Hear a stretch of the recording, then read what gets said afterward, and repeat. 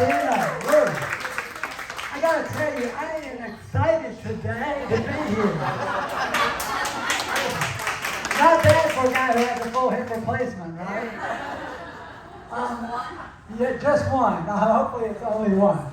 I've got so many people to thank before we start, and I'm going to miss a couple of them, but I want to start with Dr. Earl and Paula Martin. We had a great night. We visited with them last night in Waycross, and I got an incredible rest. I was really tired last night, but I'm full of energy today. I got lots of stuff to cover, and I want to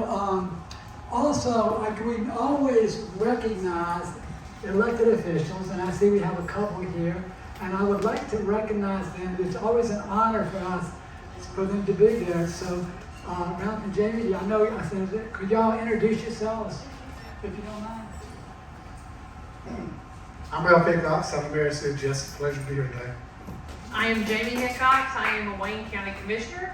And I know we have some Appling County Commissioners, and I know we have the District Attorney from Brunswick. Would y'all like to introduce yourselves? Yes. Yeah, come on, because it's a real honor.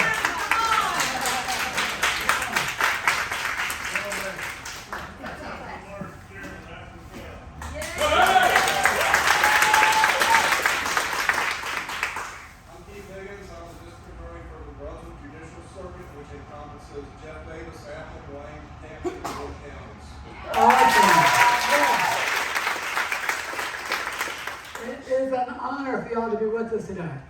So a couple more quick announcements before I got, there's another one person I have to introduce.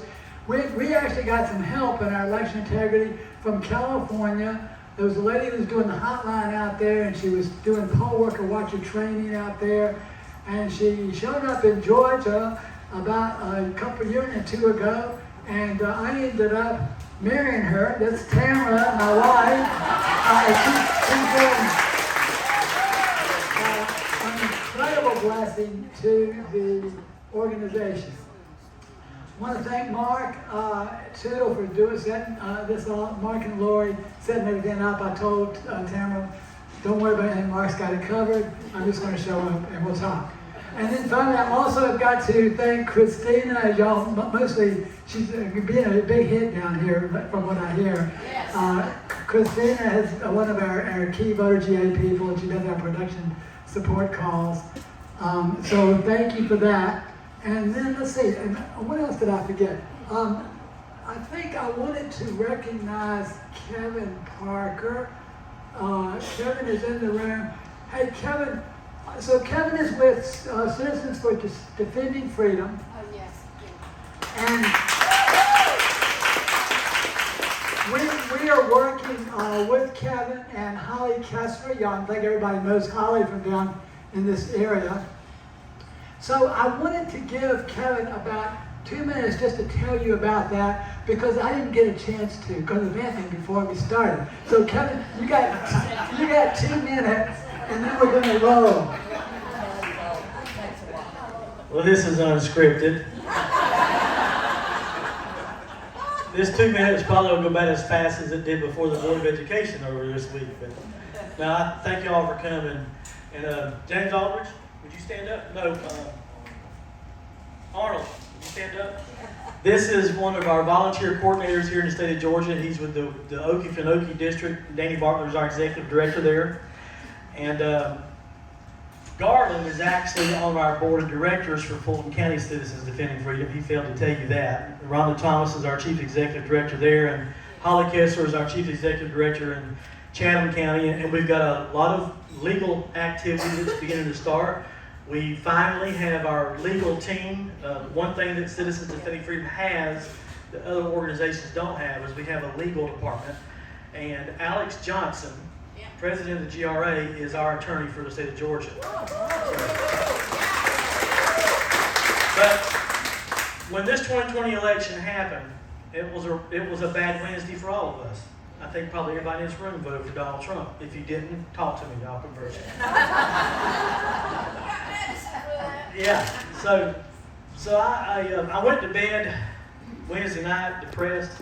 Got woke up, looked at my phone, and it said 3 o'clock, 3:00. So I got up, went and prayed, felt better, went back to bed. That's when the balance Friday rate morning, showed up. got woke up again, looked at my phone, and it said 3:00, 3 o'clock. I said, okay, Daddy, I'll go pray. So I did. So I prayed, and when I got through praying, I heard this, and I wrote it in my journal that my daughter bought me.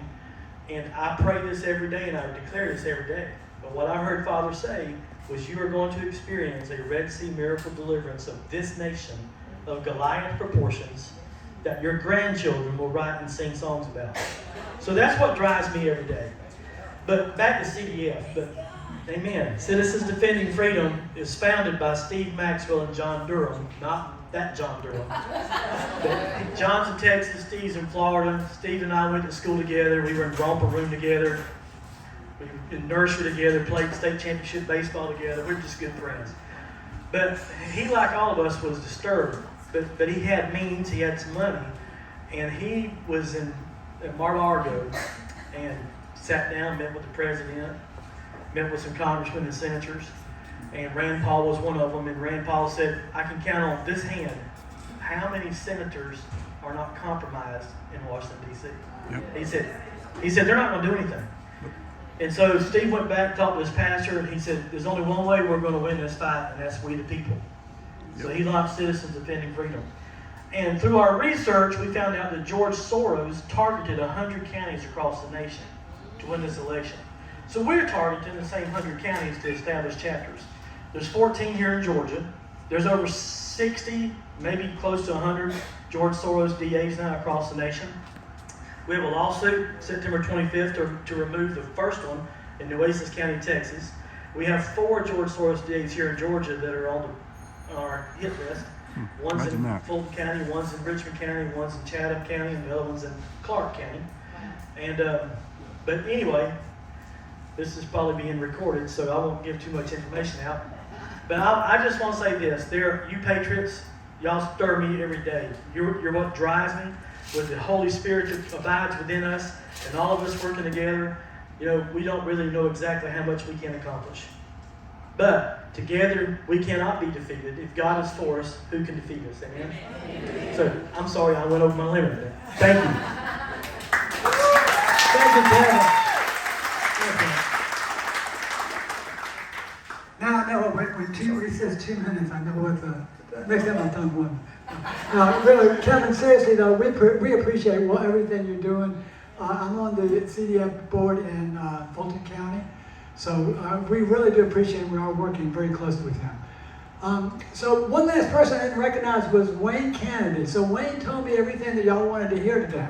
So I put together 3 presentations in one. Hope y'all are going to stay for dinner. No, but seriously, it'll be maybe, we're looking at about an hour, and then about an hour for question and answers, and then we'll see what else happens and go from there. So I'm going to jump right into this, and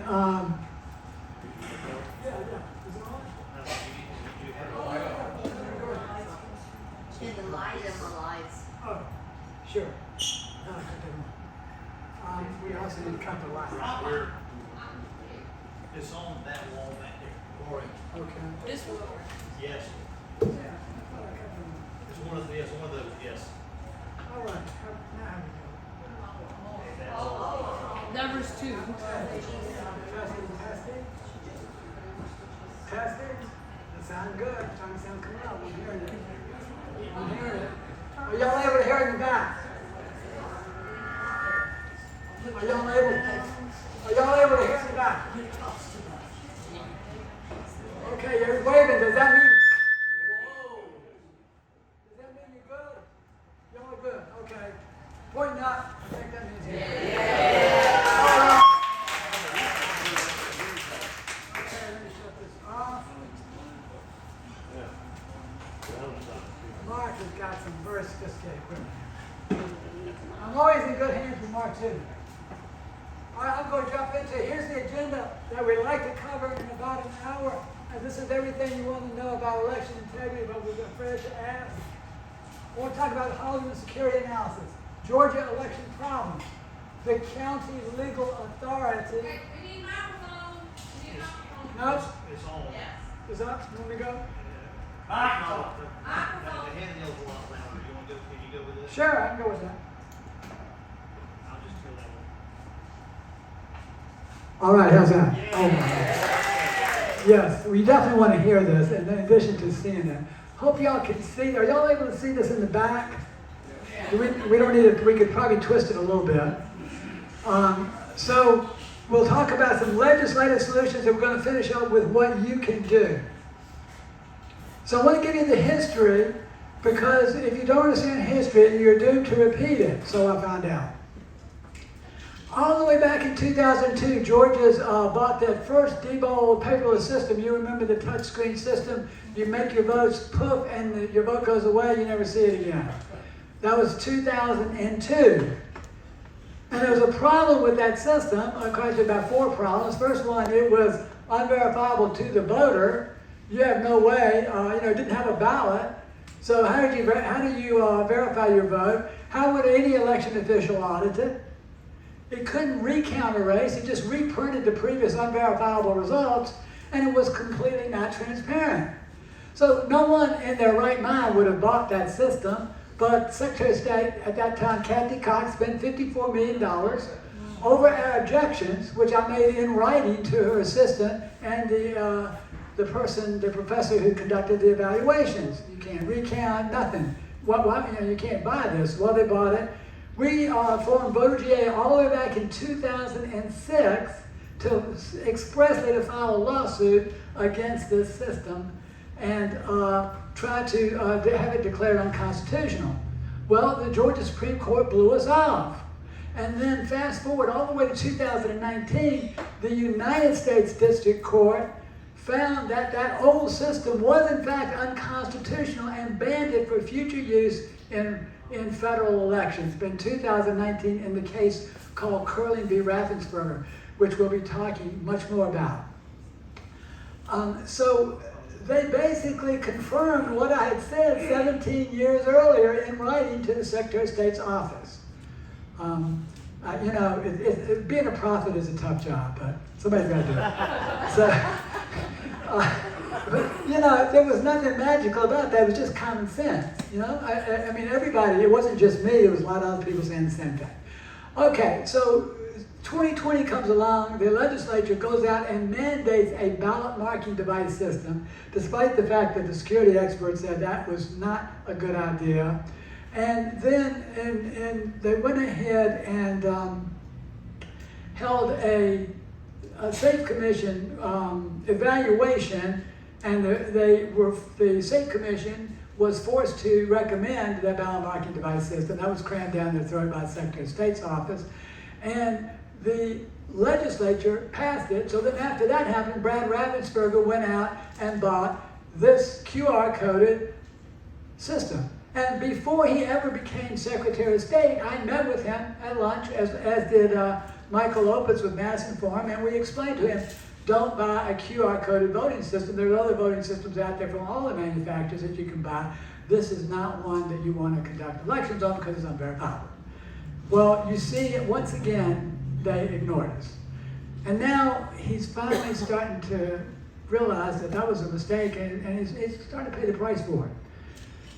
So, just a year later, in October of 2020, the United States District Court found that the new system violates 2 Georgia laws. So this was Judge Totenberg, the same case, Curly v. Raffensperger. She makes this ruling in October 11, 2020, and it says that Georgia law says the system must print an elector verifiable paper ballot, and it must produce paper ballots that are marked with the elector's choices in a format readable by the elector. Anybody read QR codes in here? You know what? You couldn't read it even if you had a QR code reader. I'll tell you a little bit more about that later. So she says that plaintiffs and other voters who wish to vote in person are required to vote on a system that does none of these things. So the November 2020 election was conducted on a system that the United States District Court says is illegal. How corrupt is that? This is not Garland talking or Voter GA. This is Judge Totenberg, U.S. District Court. So We got some attorneys in the room. Y'all probably know this. And first of all, on page 64 of the Dominion contract, the Dominion contract with the state of Georgia, the contract specifies a barcode read by a tabulator. Well, Judge Totenberg has already explained that that violates the law.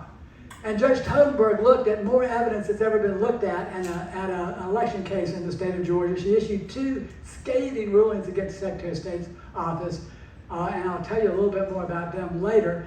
Her rulings alone totaled 300 pages of orders. But the bottom line for the attorneys in the room, whoops, better not go too far here. The bottom line is that a contract that specifies something illegal is void. There are the case precedents up there. I think there are Supreme Court precedents. I'm not sure. I have to check. So the contract that the state of Georgia has with Dominion should be void. All right, so I'm going to go into a little bit about what the Dominion system is. We're supposed to be running on ICX. 5.5 is our Dominion Democracy 5.5 system. The touch screen is called an ICX ballot marking device, B&D. If I say ICX, B&D, I just mean touch screen. And you have a printer that prints they call it a ballot, but it's really a selection summary. It doesn't have the people you didn't vote for on it, and it doesn't have referendum language. It just has yes or no. Then you got the precinct scanner. That's where after you print the ballot, you would kind of slide it in there, and that would not only scan the ballot, but it would also tabulate. And then if you're on the mail-in ballots, they typically have what we call ImageCast Central ICC, and that is a high-speed scanner that does your mail-in ballots. I think y'all got at least one here. So you've got ICPs, ICPs, and ICXs. So don't worry about that. That's just a little technical garbage. So you don't have to. I just want to show you a little picture so we're all on the same page. All right, y'all have heard about the Halderman report. Well, Dr. Halderman was an expert, actually still is an expert, in the Curley v. Raffensperger suit. He's just one of many who all have said the same thing. We're all saying exactly the same thing. All the computer people are saying, we got a problem here. Dr. Halderman, University of Michigan computer science and engineering professor. I've known him for years. And here's what's interesting about Dr. Halderman that you may not know. So as a student at Princeton University, there he is on the left of Dr. Felton, he was part of the team that hacked the old Debo system we had in front of the United States Congress. This is the Committee on House Administration. This was all the way back in 2006. You can still watch the video. Amazingly, YouTube has not pulled this. They pulled everything else. But you can watch him literally conduct a mock election before the United States Committee on House Administration. He conducts a mock election. He enters 3 votes for George Washington. He prints out the results. He shows them that to the entire committee that Benedict Arnold just won 2-1. And so it's all on the video. You can watch it happen right before your very eyes. Now you think that would have been enough for the federal government to wake up and do something, but they didn't, and nor did the state governments, which they have the power to do that constitutionally. So a few of his findings. He says that this touchscreen suffers from critical vulnerabilities that can be exploited to subvert all of its security mechanisms, not some of them, all of them. He said that malwares can alter voters' votes while subverting all of the procedural protections practiced by the state. Not some of them, all of them. And he says that this can happen with either temporary physical access or remotely. Yes, it can happen remotely. And we'll talk a little bit more about that. In regards to the QR codes, Halderman said that the QR codes don't contain a serial number, which is something we have known for a long time. So there's no mechanism for detecting duplicate QR codes. So what the hacker can do is they can, and he describes this, I'll just read it to you. Attackers observe genuine printed ballots, and they save the copies of the QR codes, he's talking about electronically, the ones that they favor. Then they can alter the ballots and put that QR code on another ballot that they disfavor, and you wouldn't know it. So in other words, what he's saying here is that you could have a ballot that has the text of Donald Trump and David Perdue, but yet the QR code could say, for those same two races, Joe Biden and John Ossoff. And he says, he goes on to say that the attacker can change not only just the QR code, or he can change both the QR code and the human readable text. So if you change the text too, then you can defeat the audit. So no one would know. So, and his team, two of his graduate students or his students demonstrated this in DEF CON in Las Vegas, Nevada, a few years ago, and there's a video out there on that. Now, if you ask any election official in the state, most of them, they will say, we conduct logic and accuracy testing. You don't need to worry about this. We prove it that it works before the election is conducted. Well, Volkswagen did that with their emissions test too. Here's what he explains. Only a single test ballot is required to be printed. Just one test ballot. So, and how do you prove that system was going to count correctly by testing one and only one ballot? But the most important thing, and these are the things that I'm really happy about because it's the same things that we said word for word for 15 years. He says that this malware can be programmed to cheat on the day of the election and not cheat other times, like in testing. He says it can also be programmed to cheat after the first number of ballots have been counted.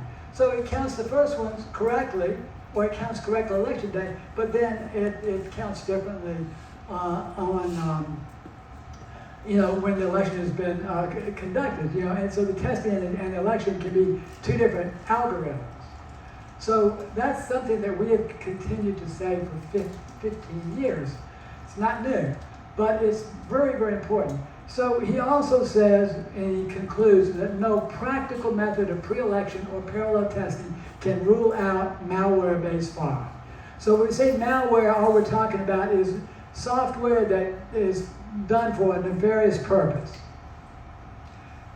You remember that you've got those voter access cards that you go in, you check into, if you vote in person, you take your card, you go over to the ballot marking device, you can cast one vote on it, and then it'll let you cast one vote and you give it back.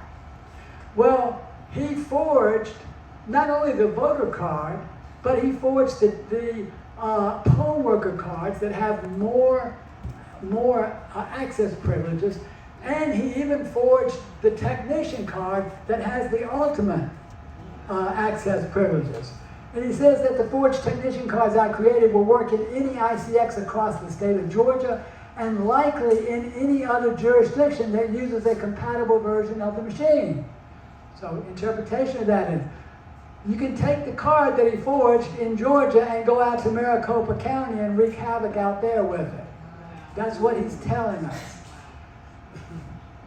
And he says once you do that, you can alter audit logs or install malicious software. Now, the scope of his 12-week study was only limited to the ballot marking devices. What about the scanners? He didn't even go into the scanners because of the way that was set up. However, he did mention that the ICP, remember that's the precinct scanner as tested, did not require ballots to be printed on security paper. And it accepted ballots that were photocopied on normal office paper. Now you remember in our case that we found, 4 senior poll managers found counterfeit ballots in the Fulton County 2020 audit. We went all the way to the Georgia Supreme Court after we got 2 bogus rulings that were just flat out lies. And we got the original rulings overturned in the Georgia Supreme Court. We won our case, and the Court of Appeals has sat on our remitter to go back to the Superior Court, and we still haven't seen the ballots after winning the case. That's how corrupt this judicial system is in the lower courts of Superior Court and Court of Appeals.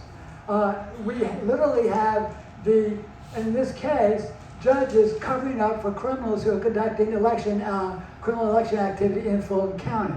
We're going to court on Monday, and we're going to be presenting some more evidence that I think y'all are going to find absolutely astounding. So anyway, he said that he tested scanning photocopies of B&B ballots, and again, the ICP accepted and counted them normally. Bottom line is, the scanners cannot detect photocopied ballots. What an invitation for fraud, and we're going to see that that was used in the state of Georgia in 2020. Now, here's the other thing that is really important that we've been saying for 15 years as well, that if you can compromise the Secretary of State's election server that programs the election project for all the counties for every election, which is in turn the counties used to program all their B&Ds and all their scanners. If you can compromise that, you can control elections in any county in any year. It's really not that hard to do. So, and we believe that it has already happened before. This is what we call in the IT business, I'm a career IT guy, we call this the single point of attack. You only have to compromise one point. The system is set up so that only one hacker can attack one spot, and if he victimizes that one spot, he's got control of everything. All right, and this is what happened, we believe, in 2017. You might remember this case. It was a Bastille researcher found that the Center for Election Systems was wide open for fraud, and it was exposed for virtually any single individual in the entire world to put malware on the Georgia State election server in 2017. 2016. He calls the executive director of the Center for Election Systems, which had dual reporting to the Secretary of State's office in Kennesaw State. So he calls them and says, this system is wide open for fraud. And the executive director says, thank you, we'll take care of it, we'll shut this down. Well, 6 months later, nothing had been done. Nothing to fix the problem. Maybe something had been done, but it did not fix the problem. And at that time, another individual called over to Kennesaw State, and Kennesaw State had to come in and shut down the Secretary of State's system.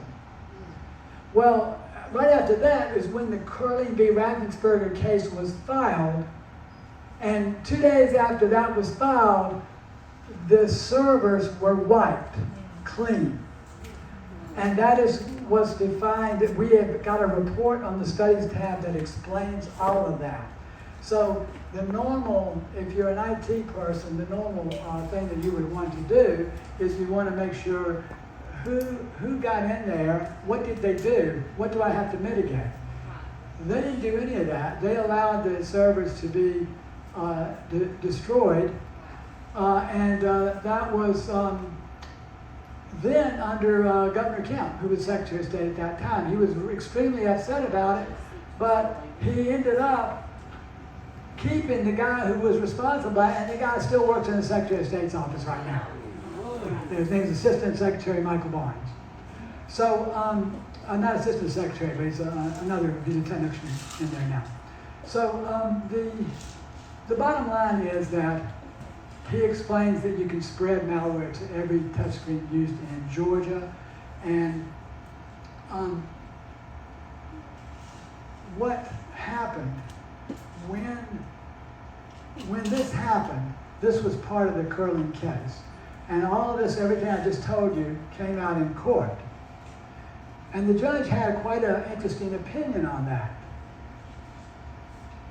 She said that in this regard, the court, you heard this before in the Secretary of State, it was just normal stuff, that was a normal thing to do. She says, given the entire course of events described here, the defendant's contentions that the servers were simply repurposed and not intentionally destroyed or wiped is flatly not credible.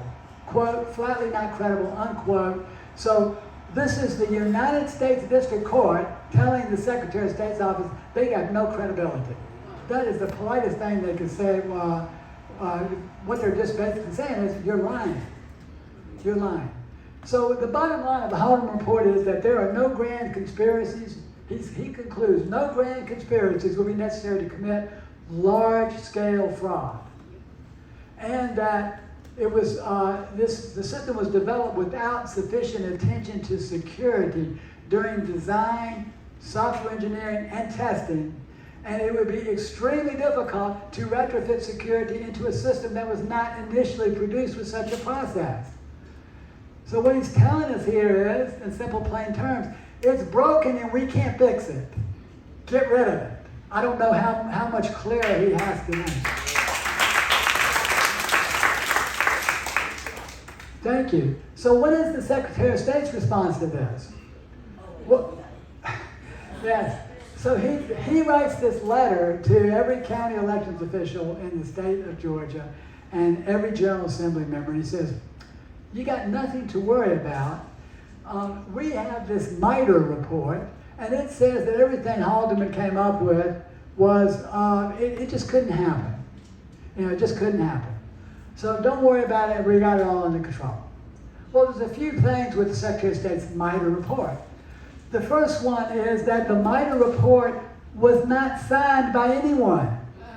No one in the entire country, no one in the entire world would put their name on that MITRE report. Not one person they could find that would sign on to it.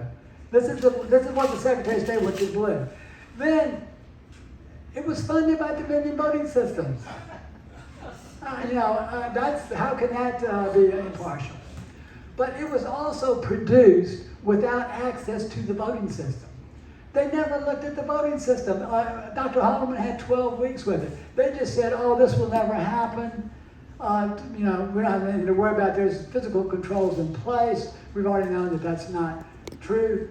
They have them, but they've already been compromised before. That's another story. But based on this premise that perfect security controls exist, that kind of caught the goat of 29 experts. And they wrote this letter to the president of MITRE, and they said, you need to retract that point, that report, because it is, quote, dangerous. They said this 3 times in their letter, the 2-page letter, and it's, quote, unquote, ridiculous.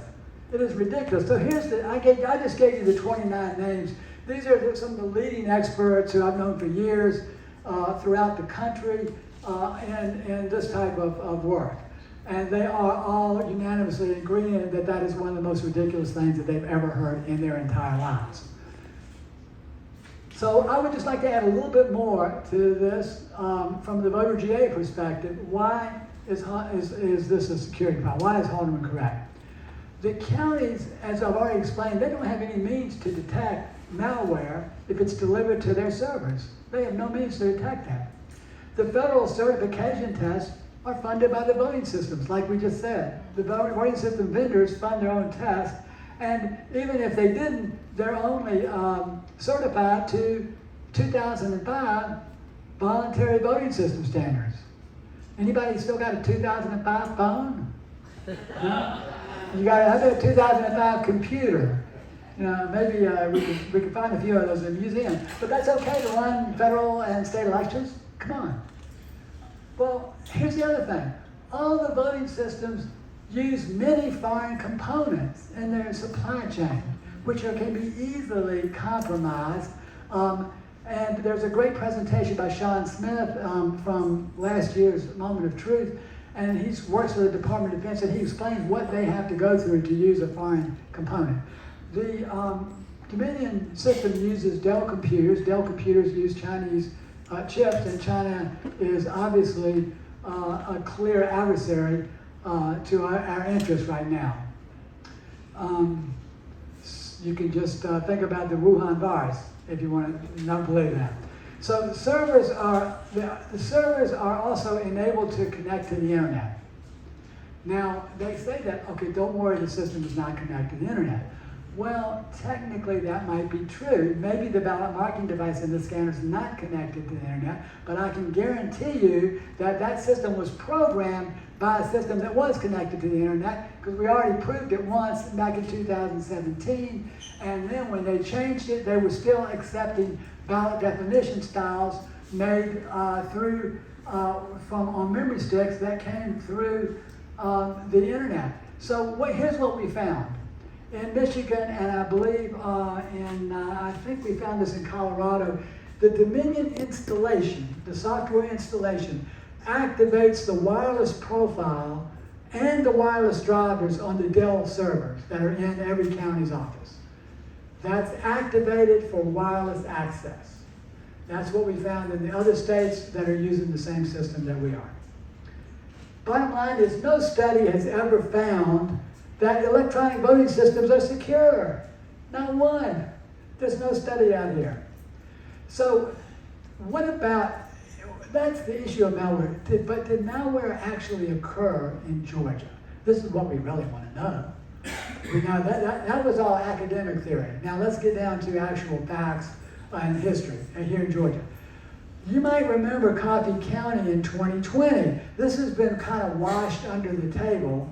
But in 2020, their system failed to count the election 3 times, and they had to certify the hand count because they couldn't get the system to count right.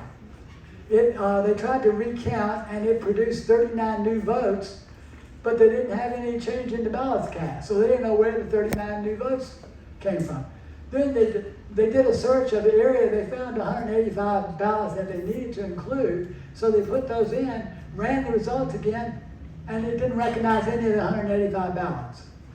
So they said, okay, well, we probably did something wrong. Let's do it a 3rd time. They ran it a 3rd time, and nothing happened.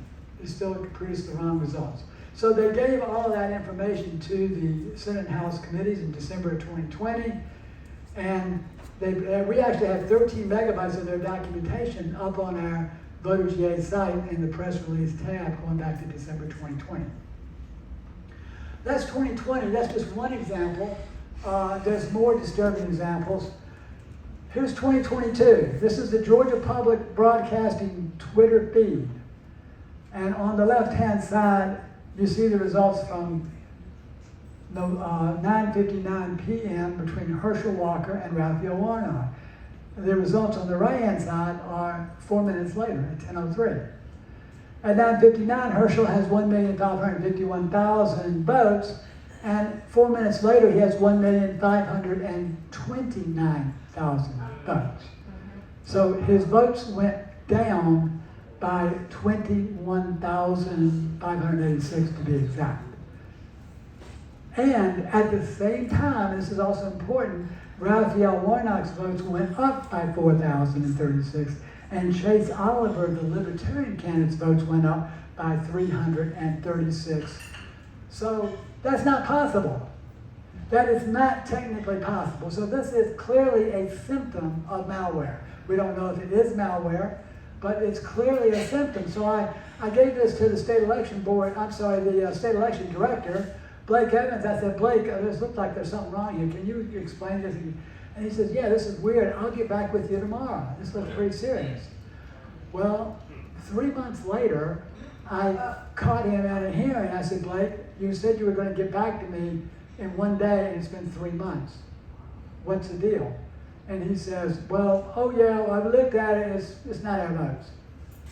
I said, well, what do you mean it's not your votes? We confirmed this, not just by GPB, but we know the same thing happened on WSB-TV. We know it was on the Edison Media line feed because we checked it.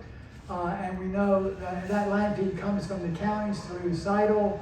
I have another diagram that explains all that. I'm skipping it for today. But anyway, how can you say that? And bottom line is, he just shrugged his shoulders and shrugged us off. Now look, if you're running a serious election division, you're going to be all over this. You're going to come back with some kind of an explanation, whether it made any sense or not. But just to blow it off is unbelievable when I'm sitting there with the actual Georgia Public Broadcasting Twitter feed. But that's not all in 2022. We had another case. Y'all are probably familiar with this because we talk about it a lot. DeKalb County. This is a candidate named Michelle Lon Spears. She was running in DeKalb County District 2 Commission race. This was completely, they were all Democrats running this race. And she had no votes in the precinct where she and her husband lived. How did that happen? So she goes and she complains to the DeKalb elections. They said, okay, we will rerun it again. They reran it. Same problem happened in Coffee County. No difference in the results. So they postponed certification to do a hand count of the actual ballots of the race.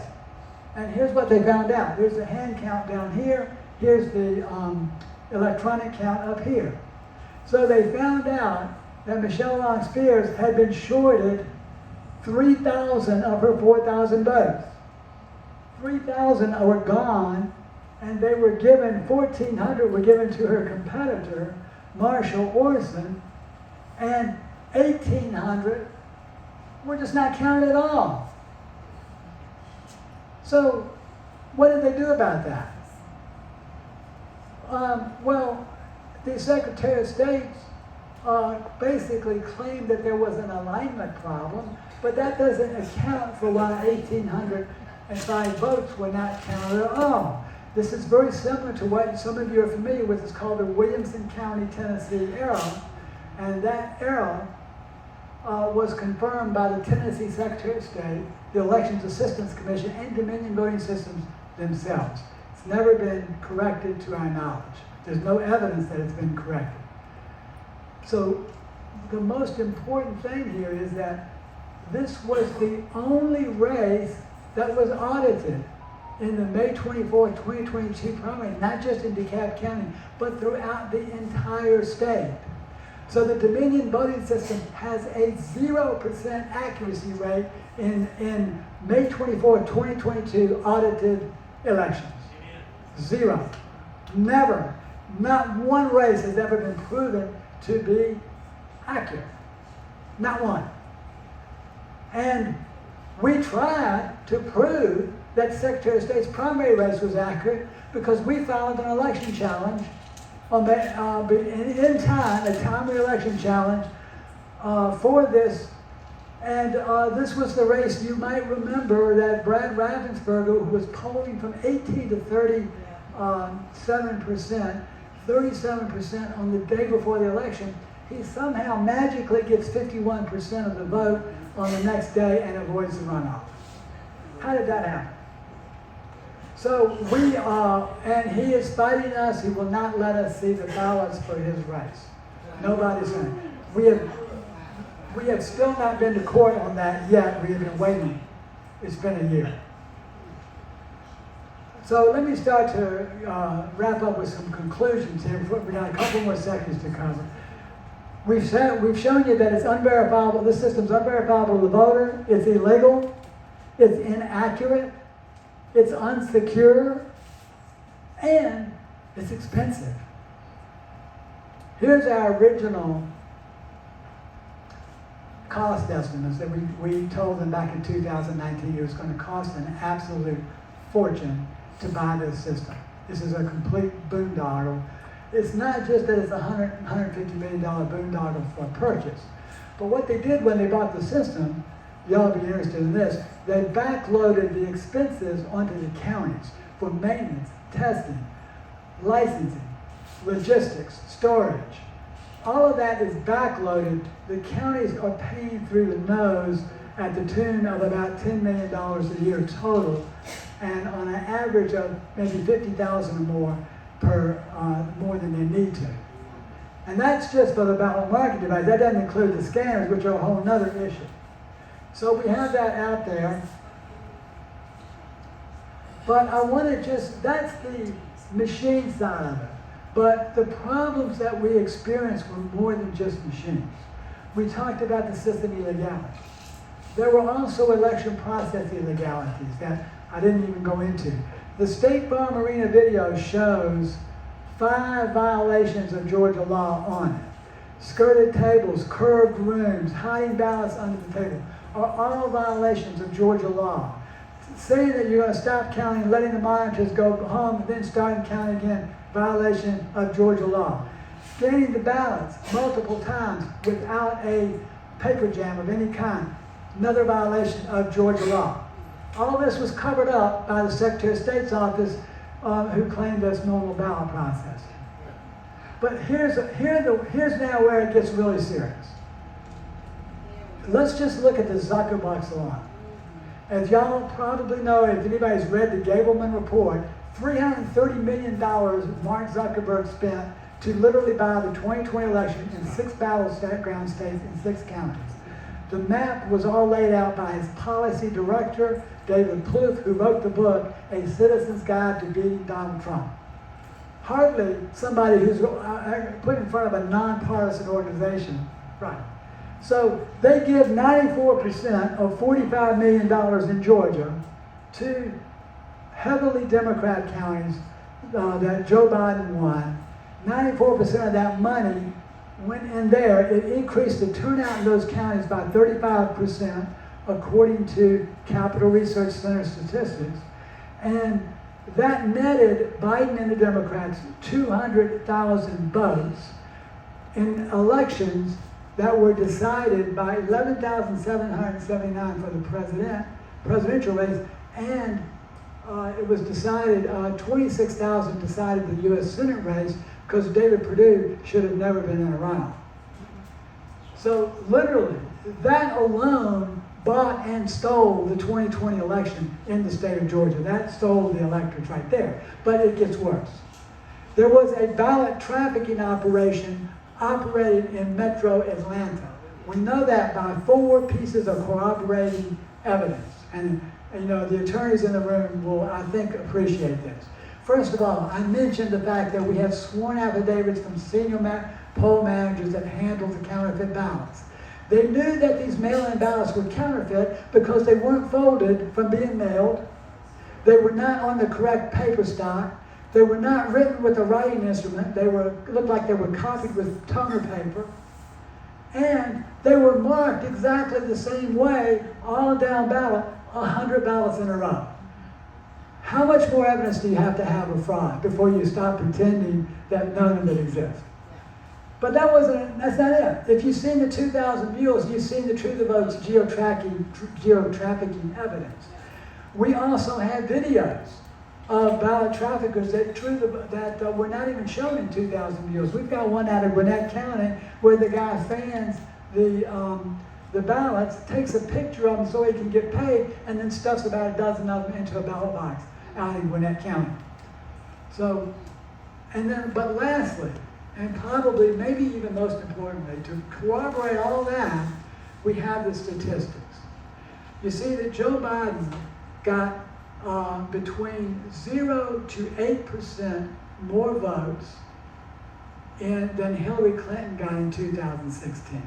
So from 2016, I don't know what the numbers here are in Wayne County, but I think if you would go back and check, Joe Biden probably got somewhere between 0 to 8% more votes than Hillary Clinton got.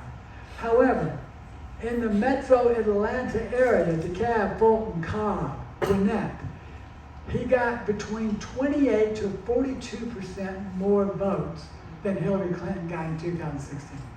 That is where they stuffed the ballots. That's exactly corroborating everything we see in the geo-trafficking, everything on the videos. Then finally, I want to mention that, and I think y'all are aware with this, so we wanted to get the ballot images. Ballot images were made public record. In fact, I worked with some of you folks down here on this, and we were really excited when Senate Bill 202 passed ballot images public records, and now we're going to be able to verify the votes. We were really excited about it. Well, the first problem was that we found out that 70 of the counties had destroyed their original 2020 ballot images in violation of both federal and state law, which had a 22-month and 24-month retention periods for all election records. They literally destroyed them. We've actually sued a few of the counties. And then, but now it even gets worse. What we found when we looked at the ballot images, and we looked at what we call the metadata for the images, which is a whole other story, we found out that the Fulton County 2020 ballot images that are required to produce the election results, let me just explain this. A ballot image is scanned, it creates a cast vote record. The cast vote record is tabulated to produce the results. You cannot have any results without the images. The images in Fulton County were electronically altered before they certified the results in 2020. And we have proven that multiple ways, at least we have the evidence for it. I have testified to that in court, and Fulton County attorneys will not challenge me on that because they know as soon as they do, it will open up a can of worms. So what's the state's response to all this? Well, in the Fulton County counterfeit ballot case, they filed an amicus brief trying to prevent us from seeing the counterfeit ballots. This was filed for Brad Raffensperger by Attorney General Chris Carr. And Brad Raffensperger, when we asked him about this, he says, "Oh, that was Chris Carr's doing. I didn't have anything to do with it." Well, the Attorney General is not going to file a brief for the Secretary of State unless Secretary of State asks him. So this is the kind of lies that you hear coming out of Secretary of State. And this is why he has been found to be not credible in front of the United States District Court. We talked about State Farm Arena. Gabe Sterling said that was normal ballot processing. Don't worry about all those. There were no violations. They literally, we found out when we asked about the ballot images, the destruction, we found the county said, well, wait a minute, we were told we could do that by the state election board. And they showed two rules. They said, here are the rules. And so we've gone to the state election board and said, your rule violates federal and state law. They haven't fixed it yet. In fact, they haven't even had a meeting on rules in a year or two. So that's how bad things are. Finally, when the counties found these problems in the 2020 in the Coffee County thing, Secretary of State tried to go after Misty Hampton. Y'all probably might remember that. And then in DeKalb County, they wanted to audit more races, and the Secretary of State's office threatened them if they audited more races. Now, what kind of a legitimate election division would possibly do that? The only alternative, the only possible explanation of that is that if the Secretary of State's office is involved in a massive corruption and election fraud himself. Yes. I can't explain. Yeah. Yep. Thank you. All right. So here we go. Let's go into the legal authority. I know y'all are really interested in this. So the Secretary of State says, we still have to do what we say. And he says that the voting system is secure, accurate, compliant. It's working properly. You've seen all this. We've just proven that he's a liar. And all of this is actual facts and documents. We have all the references that I'm showing you today. He also claims that 21-300 doesn't allow counties to make any equipment changes. And some of the county attorneys who want to be risk averse have bought into this. Well, first of all, think about this for a minute. Counties certify their election results. The Secretary of State doesn't certify county results. All they do is accumulate the county's results. They don't certify anything except the state results that are an accumulation. So from a common sense perspective, logically, this doesn't make any sense. But let's just assume that it does. What is the Secretary of State's official position in a court of law? He's telling y'all that you cannot do anything, but at the same time, I want to show you what he's telling the court. And this was a U.S. District Court, I believe. Yes. Pearson v. Kemp. the plaintiffs, the 2020 Republican electors, sued for a forensic exam because of all the corruption that occurred in the 2020 election, and it was obvious that something was wrong with the machines. The defendants in this were Governor Kemp, Brad Raffensperger, Secretary of State, and the State Election Board. Here's what the judge says. He explains it very well. He says, during the hearing, the defendant's counsel argued that the Secretary of State has no lawful authority over county elections officials. So this is the governor, the Secretary of State, and the State Election Board are telling the court, we have no lawful authority over county election officials. We don't have any. And that's right, they don't. The counties are responsible for their own election results. Now here's the statute that they hang their head on. They hang their entire case on a single sentence. One sentence. It says the equipment used for casting county votes in county, state, and federal elections shall be the same in each county in this state.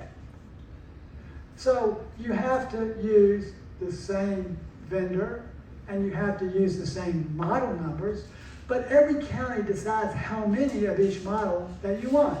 We all don't use 1,000 ballot marking devices or stands or whatever. Everybody picks their own. And the problem is that this sentence only applies in law, and most of you got the attorneys in the room, I think they will tell you, in law, you have to read the entire statute. You can't selectively pick one sentence out of it and say that applies and leave the entire rest of the same statute and just completely ignore it. That's a little bit too selective. So if you read the rest of the statute, like the rest of the story, it says that this is true, provided, however, that such electronic ballot markers shall produce paper ballots that are marked with the elector's choices in a format readable by the elector. Where have we heard that before? Yes. So this statute is not applicable unless the Secretary of State can abide by the law. And the Secretary of State cannot abide by the law because he bought an illegal system with over $107 million of our taxpayer money, and he knew it was going to be bad when he bought it.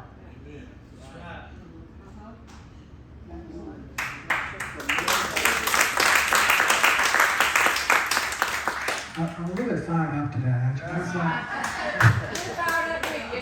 I've been told I need to be more fired up. Okay, so here, let me get to these statutes. So 21-2300 renders current ballot marking devices and scanner tablets are illegal. So the counties are under no obligation to use it. You're not under obligation to use an illegal system. In fact, you're under obligation to do something about it. Correct. 21-2334. It says that you have the authority to do this. It says that you have the authority to use hand-marked, hand-counted paper ballots as the only way possible to conduct a legal election. And 366 further gives the county commission's authority, which they actually probably during the need, to go out and buy more equipment if you need it. So it's really all laid out there. Now, what's important here, I'm probably gonna skip over these statutes real quickly, but here's where it says the use of voting machines is not possible or practical. If the use of voting machines, wholly or in part, is not practicable, which we can debate what that means. That's that weird word. It says the superintendent, that's the Board of Elections or the probate judge, I think is here in Wayne County, superintendent may arrange to have the voting for such candidates or offices or for such questions conducted by paper ballots. And that the primary or election shall be conducted by the poll officers and the ballots shall be counted. And they're talking about the poll officers counting the ballots. So not the machines. So that is, now this is in Georgia law, and again, these are really basic legal concepts. I'm not even an attorney, and I know this much. But the details, a specific statute always overrides a general statute. That's it's just pretty much, not only in law, but in almost everything. But in law, so this is a very explicit statute that overrides the general statute of 21-2-300. And then again, this is the one that the governing authority of the county or municipality may authorize the use of direct optical scanning voting systems for recording and computing the vote at electors held in the county or municipality. The governing authority shall purchase, lease, rent, or otherwise procure optical scanning systems. So what that's telling you is, hey, you want to get rid of the illegal BMDs and the illegal scanners. Just, maybe you might need to buy another optical scanner and scan everything and use hand-marked paper ballots. You are fully authorized to do that under Georgia law. So that's what you could do. You could do that exactly thing. You could replace ballot marking devices with serialized security-grade hand-marked paper ballots. You could replace the scanners with publicly recorded hand counts. And we would love it if you would seek a court order to unseal all the previous and future ballots, so that then everyone knows who won. The whole thing about this whole process is, and it's all, everything I've told you today is nonpartisan. But the objective is so that Republicans and Democrats can stop fighting, because we will actually know who won, who will really won. And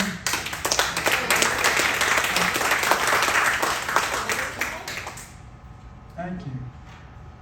So here's the bottom line for the county attorneys. They've either got to assert their authority and protect the county voters, or they can continue to secretly count 2024 votes with an illegal, unverifiable, inaccurate, and unsecure system. You got to come down on one side or the other. There's nothing illegal here. As a county attorney, you're supposed to uphold the law. You're going to come down on the side of an illegal voting machine. Right now, quite frankly, you got some county attorneys throughout the state that they don't have enough courage to stand up for their own county people and fight illegal systems. They would rather kowtow. It's like, why am I doing this? This is what the county attorney should be doing. So here's what we need to do.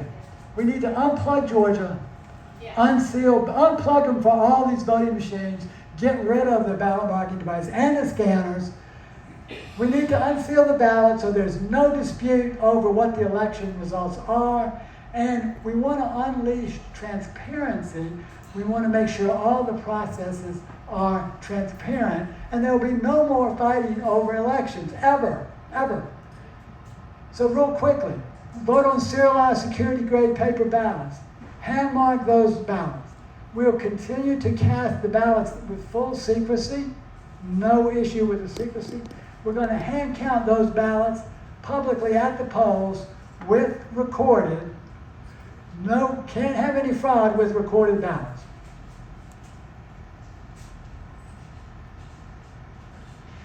Unseal the ballots. When you unseal the ballots, you make them available at the requester's expense. Chain of custody, if there's an inspection, is still done under the custody of the elections officials. No issue with that. There's no argument against that. Doesn't cost the county anything. There's no security risk at anything. That can be done. At the same time, we're going to improve chain of custody as well. Now, the benefit of all of this is that if you can do this, then you'll be able to verify the vote counts, and we can detect counterfeit ballots. We can have honest elections if we do that. Right. Yeah. Wow. And the benefit of the other one, if we did all this unplugging, this would dramatically decrease the election costs. No more maintenance, storage, testing, licensing, logistical costs. And then finally, what do I mean by unleashing transparency? We want to make all the election processes visible to the public, make processes verifiable by credentialed poll watchers.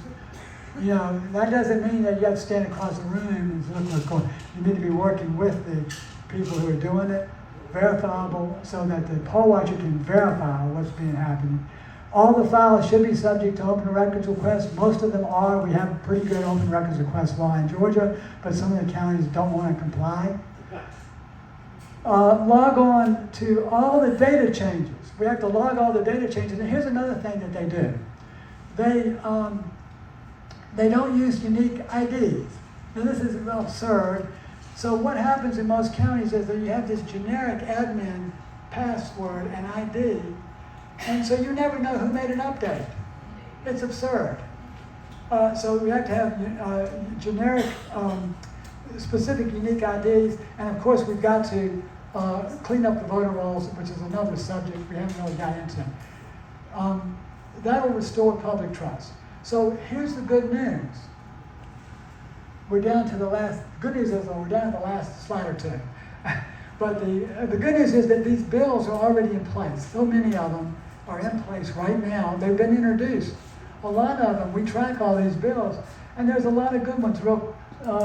Senator Kay Kirkpatrick as well as Shaw Blackman have a bill to unseal the ballots.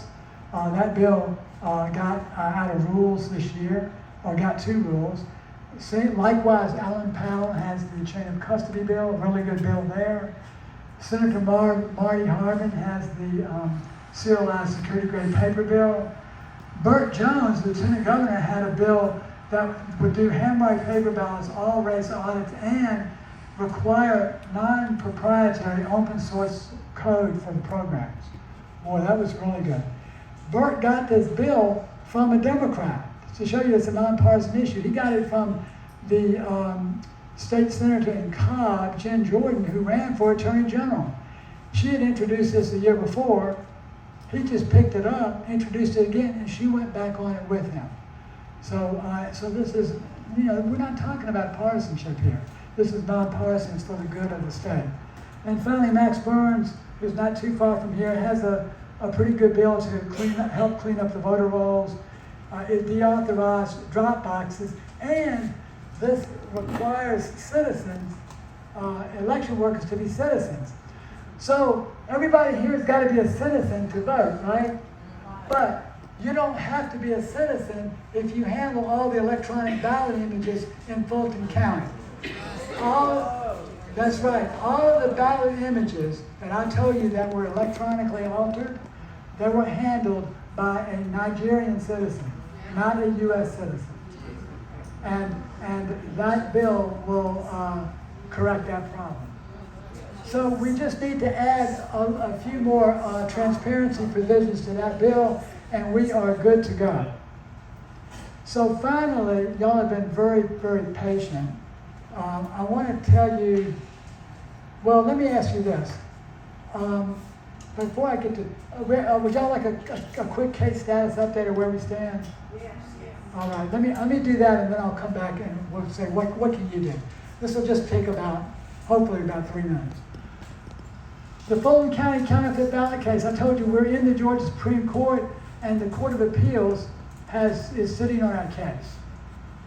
And then, even if they weren't sitting on it, the judge, Amaro, has tried to pass this off to Judge McBurney, who is over the Foundy Willis investigation, because he and McBurney know that they will basically make a corrupt ruling in our case and prevent us from seeing the ballots. So this was a deliberate attempt to cover up the criminal activity in Fulton County in 2020 election. I'm just going to call it like it is. I'm tired of sugarcoating it anymore. Thank you. I'm finished. So we have a lawsuit to ban the Dominion system. We just filed a writ of cert in the Georgia Supreme Court for this one. The the judge in this case, we went into, she was supposed to rule on the sufficiency of our case, sufficiency of our complaint. And the Secretary of State's office filed a motion to dismiss. And instead of ruling on the sufficiency of our complaint, she tried to dismiss the case on evidentiary grounds without ever allowing any evidence to be introduced. That is totally corrupt. That's another Fulton County judge who does not deserve to sit on the bench because of this, but she's on there right now. So we have filed a case that's gone up the line to the Georgia Supreme Court. We'll go into federal court if that one is not heard by the Supreme Court. But it's complete violation of civil procedure. And again, we have attorneys in the room that can verify some of this. And I'm happy to go deeper on that if you want to. The third-party cloud, your voter registration database, your data is going out to a cloud. We have sued the Secretary of State to prevent this Jarvis system, which has been an absolute catastrophe. 3,500 bugs in it. The data is completely wrong. Just talk to any election official, don't ask me. They'll tell you the same thing. So we sued to ban that for 3 reasons.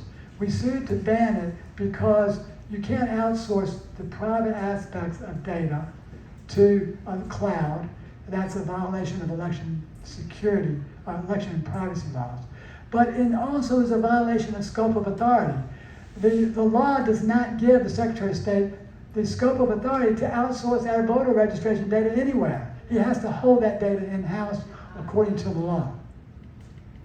And then finally, he did this 30 deal. He's supposed to get a bid for anything over $100,000. So what he did was he issued, he used a blanket purchase order, and he did a $3.5 million deal without a bid. You're supposed to get a bid over $100,000. Another corrupt deal. This is what they do down at the state to avoid the law. These are criminals, and they've been elected somehow. So anyway, we had a lawsuit again. I told you about destroying the ballots. Ballot images, that was in violation of federal and state law. That has not gone to court yet. We still haven't gotten a court hearing on this one, and we don't have a court hearing on the Republican Secretary of State primary race. We challenged that race. We had to sue all 159 counties. We didn't want to sue them. All we wanted to do was see the ballots, but in order to challenge the race, our attorney says, well, you got to sue every county. It's a statewide race. So we said, okay, that cost us a lot of money. It cost us, and we haven't been to court on this yet. It's been over a year. Absurd stuff. And then finally, here's the interesting one.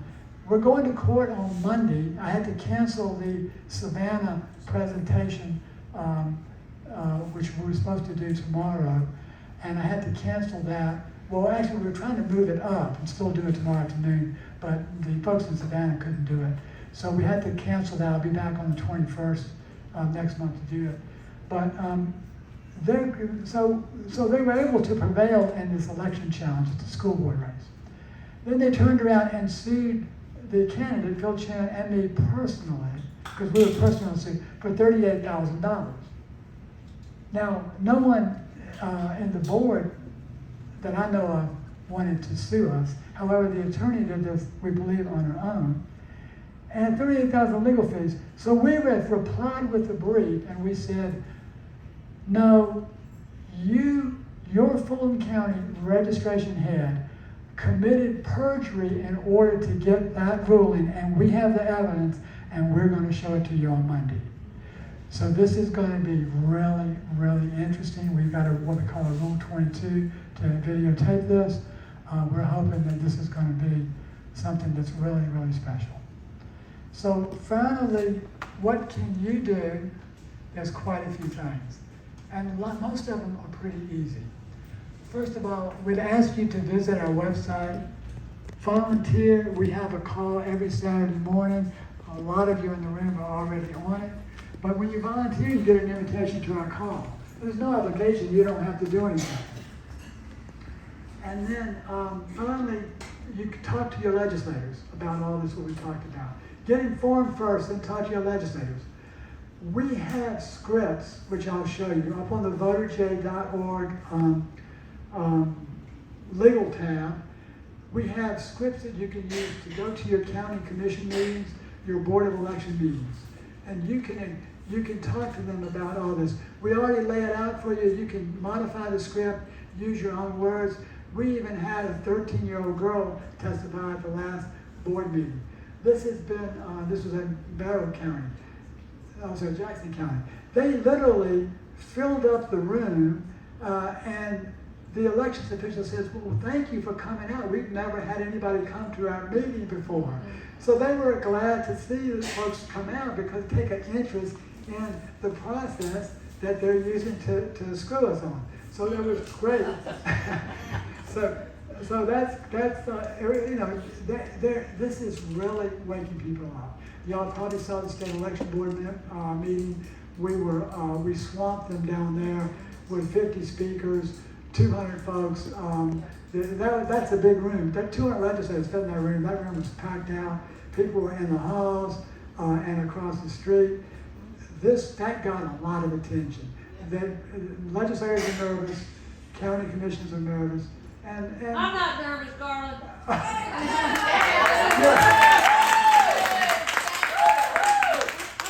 Big girl. Y'all have got probably one of the best county commissioners right here in the whole state of Georgia. And I think we're going to prove that before long. Yep. And then finally, we have this really cool thing. It's a one-click instant action. And all you have to do is you go to the homepage of OJ, you click on it, the screen will come up. And you'll enter your name and address and stuff. And it'll let you do one of three things. It will immediately call your legislators, and that lets you talk to at least their admin, the senator or the representative. Or if you choose to email them, you can do that. Or you can cut a 30-second video and send that to them. But you gotta be nice. So, because they do check these before they go out. So that's something that you can do to make a difference. And the emails copy the Speaker of the House and the governor, in addition to your senator and your representative. So those are the few things that you can do. The other couple things that you can do is you could help support our campaign. We have the new shirts here. This says everything that we want to do right on the shirt.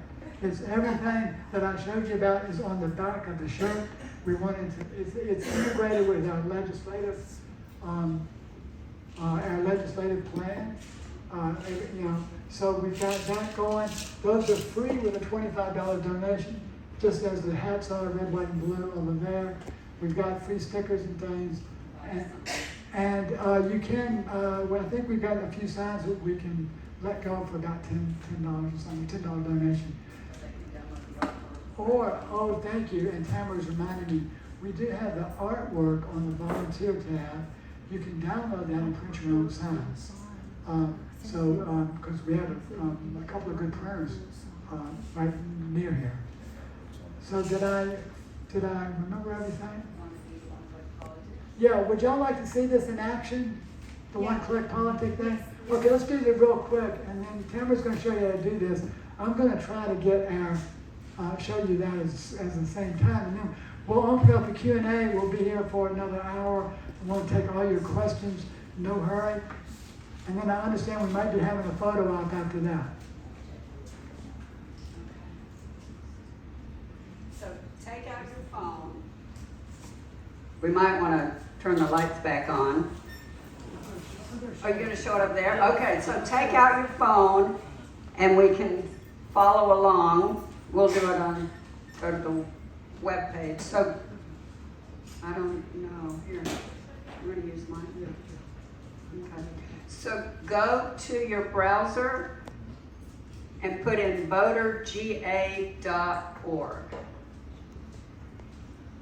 And I am going to see if we can use our hotspot here.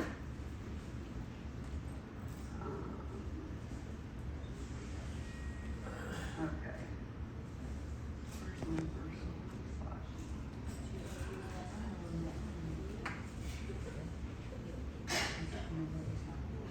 Do we have a Wi-Fi? I got there. Okay. Yeah, I got it. Yeah, that's what I'm trying to get going here. We should be able to do it with mine. Oh, okay. So I'll just walk you through it. So if you get to voterga.org, right there on the home page, right above the teal graphics, you should see contact your legislature. That's a link. So just click on that, and it takes you to this screen right here.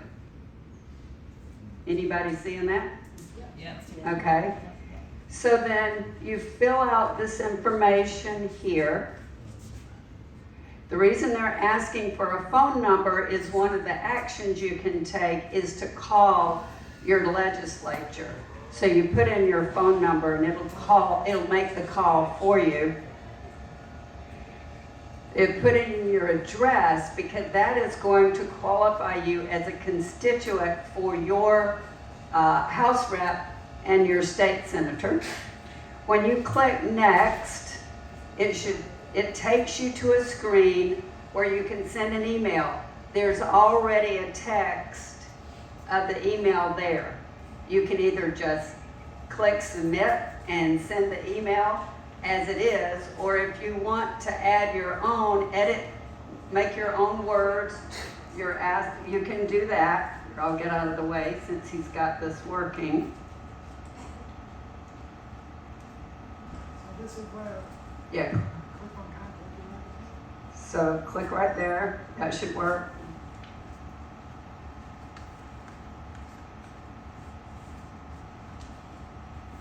Okay, that's not going. So, anybody to the email page?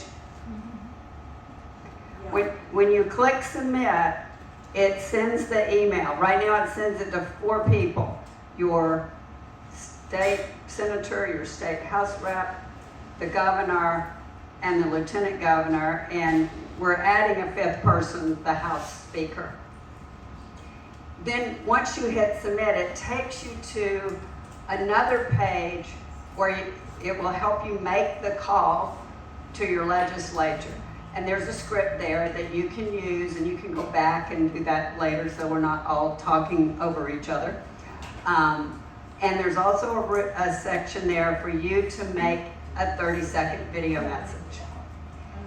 And we would ask you to put this link on your favorites, on your laptop or your phone, and do this frequently.